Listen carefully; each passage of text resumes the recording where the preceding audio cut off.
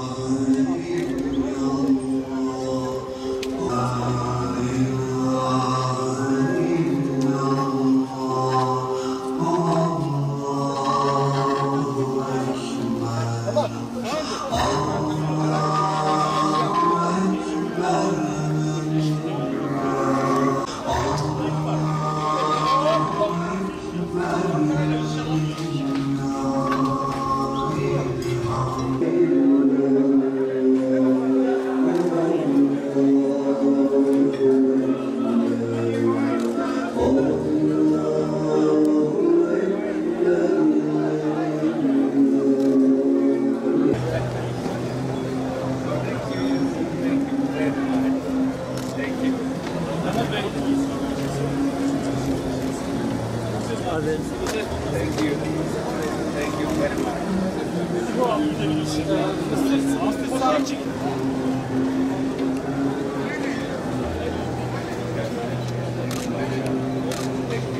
Muhabir abiciğim.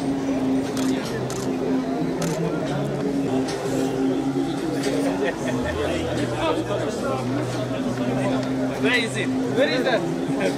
Plug.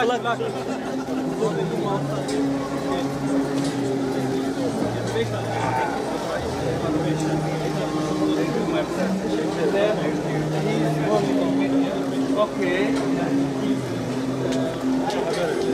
Thank you very much.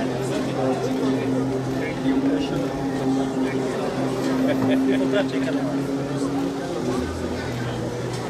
Tamam abi.